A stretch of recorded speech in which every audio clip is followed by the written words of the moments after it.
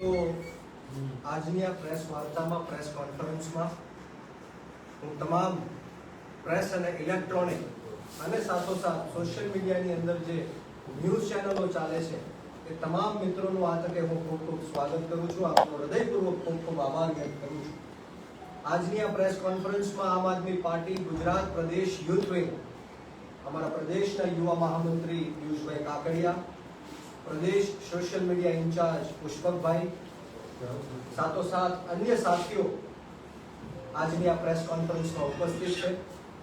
ત્યારે વિશેષ વાત એ કરવાની કે જ્યારે આ દેશની અંદર આર્થિક સંક્રમણ ચાલી રહ્યું છે, જ્યારે એક બાજુથી આ દેશના વડાપ્રધાન નરેન્દ્ર મોદી સાહેબ જનતાને એવું કહે છે, સૂચન આપે છે કે પેટ્રોલ ડીઝલ ઓછું વાપરો, અને બીજી બાજુથી એ જ વડાપ્રધાન લાખો કરોડો રૂપિયાનું પેટ્રોલ અને ડીઝલ યુઝ કરીને વિદેશના પ્રવાસો કરે છે અને પોતાની ગર્લફ્રેન્ડ એટલે કે મહિલા મિત્ર જે ઇટલીના પ્રધાનમંત્રી છે મેલોનીને ચોકલેટ આપે છે, મેલોની ચોકલેટ આપે છે. ત્યારે શરમજનક વાત છે કે આ દેશના વડાપ્રધાન જે એક બાજુથી નીટના પેપરો લીક થાય છે ભારત દેશની અંદર અને બીજી બાજુથી વિદેશના પ્રવાસો કરીને ચોકલેટ વેચવાનું કામ કરે છે.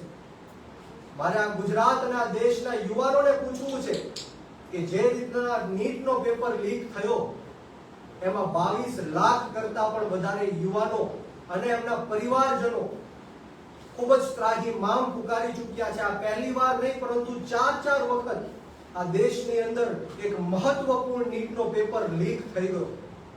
જે યુવાનો ડોક્ટર બનવાનું સપનું લઈને વર્ષો સુધી મહેનત કરતા હતા, રાત દિવસ એક કરતા હતા, પોતાના જે મા બાપ છે પેટે પાટા બાંધીને પાયની કમાણી જોડીને એમના યુવાનોને, યુવતીઓને, દીકરાઓને, દીકરીઓને શહેરોમાં મોકલીને ભાડાના મકાનોમાં રાખીને પોતે જમવાનું બનાવીને નાની મોટી રોજગારી કરીને જે ભણતા હતા અને જ્યારે પરીક્ષા આપવા માટે જાય છે ત્યારે ખબર પડી કે નીટનો પેપર ફરીવાર લીક થઈ ગયો. મારે યુવાનોને કહેવું છે કે અત્યારે સોશિયલ મીડિયાની અંદર એક કોકરોચ નામની ક્રાંતિ ચાલી રહી છે. જ્યારે આ દેશના એક જજે આ દેશના યુવાનોને કોકરોચ સાથે સરખાવ્યા, ત્યારે એક ઇન્સ્ટાગ્રામની અંદર અકાઉન્ટ બન્યું કોકરોચ જનતા પાર્ટી નામનું અકાઉન્ટ. આ એવા યુવાનો છે જે વિપક્ષની સાથે જોડાઈ નથી શકતા. કદાચ વિપક્ષની સાથે જોડાય તો આ જ ભારતીય જનતા પાર્ટીની સરકાર એમને ઈડી અને સીબીઆઈ ના નામે ખોટા કેસો કરીને જેલમાં નાખવાનું કામ કરે છે. ત્યારે આ દેશના યુવાનોએ માત્ર 3 દિવસની અંદર 4 મિલિયન જેટલા ફોલોવર્સ ઇન્સ્ટાગ્રામ પેજની અંદર આવ્યા. 4 મિલિયન એટલે કે 40 લાખ લોકો સુધી માત્ર આ 3 દિવસની અંદર આ કોકરોચ જનતા પાર્ટી નામની એક ચાલુ થઈ છે ઇન્સ્ટાગ્રામની અંદર પેજ, એમાં જોડાણા. ત્યારે ગુજરાતની અંદર પણ આવા અનેક યુવાનો આજે બયાન આવ્યું છે જે દેશના યુવાનોને કોકરોચ સાથે સંક્રમિત કર્યા છે. ત્યારે ગુજરાતના યુવાનો પણ ખૂબ જ નારાજ છે અને આવનારા દિવસોમાં ગુજરાતની અંદર પણ જે જેન ઝી છે, જેન ઝી જે રીતના નેપાળ અને બાંગ્લાદેશની અંદર જેન ઝીએ જે ક્રાંતિ કરી, ત્યાંની જે ભ્રષ્ટાચારી સરકારને ઉખેડીને ફેંકી દીધી, એવી જ રીતના ગુજરાતની અંદર અને આ દેશની અંદર પણ જેન ઝીનું બહુ મોટા પાયે આંદોલન થવાનું છે. ત્યારે અમારા રાષ્ટ્રીય સંયોજક અને દિલ્હીના પૂર્વ મુખ્યમંત્રી અરવિંદ કેજરીવાલ સાહેબે પણ જ્યાં નીટને લઈને જે અવાજ એમનો બુલંદ કર્યો છે, લાખો યુવાનો અને યુવતીઓ જે નીટનો પેપર દેવા માટે ગયા હતા, એમના જે મેસેજીસ આવ્યા છે, ત્યારે આમ આદમી પાર્ટી પણ આવનારા દિવસોમાં નીટના મુદ્દાને લઈને રોડ ઉપર આંદોલન પણ કરવાની છે. અને બીજી વસ્તુ, જ્યારે નરેન્દ્ર મોદી સાહેબ એવું કહે છે કે પેટ્રોલ અને ડીઝલ આ જનતાએ, દેશની જનતાએ બચાવવું પડશે, ત્યારે મારે એમને સવાલ પૂછવો છે કે અમિત શાહના દીકરા જય શાહ જ્યારે એટલી મોટી આઈપીએલ રમાડતા હોય, એમના બધા પ્લેયરો એક સ્ટેટ થી બીજા સ્ટેટ ફ્લાઇટનો ઉપયોગ કરતા હોય, હજારો લાખો લોકો આઈપીએલ ની મેચ જોવા માટે આવતા હોય, ત્યારે અનેક કરોડો રૂપિયાનું ડીઝલ અને પેટ્રોલ વપરાય છે, ત્યારે આઈપીએલ ઉપર બેન લગાડવામાં કેમ નથી આવતો? એટલા માટે નથી આવતો કારણ કે આ જય શાહ હેન્ડલ કરે છે. અમિત શાહના દીકરા હેન્ડલ કરે છે અને આઈપીએલ થકી હજારો કરોડો રૂપિયાનો વહીવટ આ જય શાહ અને અમિત શાહ કરે છે, ત્યારે મારે યુવાનોને ખાસ કહેવું છે કે આવનારા દિવસોમાં આપણે સૌએ સાથે મળીને ગુજરાતની અંદર 34 જેટલા પેપરો લીક થયા. આમ આદમી પાર્ટીની દિલ્હી અને પંજાબમાં સરકાર છે, 10 વર્ષ દિલ્હીમાં સરકાર રહી, પરંતુ એક પણ પેપર લીક નથી થયો. 4 વર્ષથી આમ આદમી પાર્ટીની સરકાર પંજાબની અંદર છે, પરંતુ એક પણ પેપર લીક નથી થયો.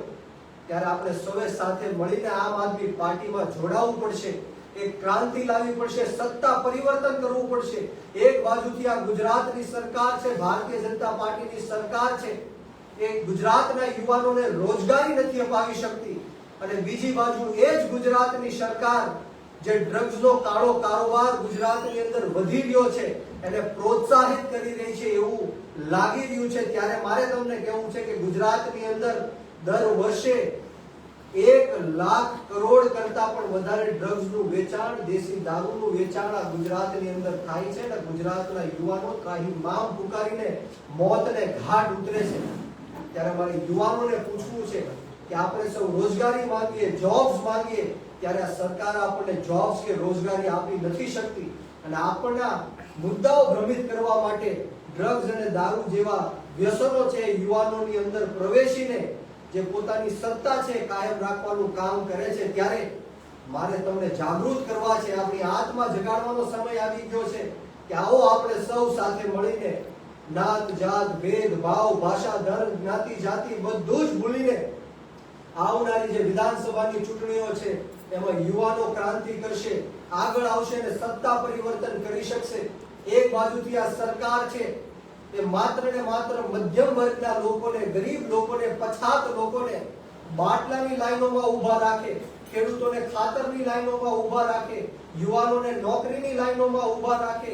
જ્યારે કોરોનાનો સમય હતો ત્યારે ખાટલાની લાઈનમાં ઊભા રાખ્યા હતા, ઓક્સિજનના બાટલાઓની લાઈનમાં ઊભા રાખ્યા હતા. ત્યારે માત્ર ને માત્ર મધ્યમ વર્ગનો છે, ગરીબ અને પછાત લોકોનો છે. ત્યારે મારે આ ગુજરાતની જનતાને પણ કહેવું છે કે ક્યાં સુધી આ અન્યાય અને અત્યાચાર આપણે સહન કરશું.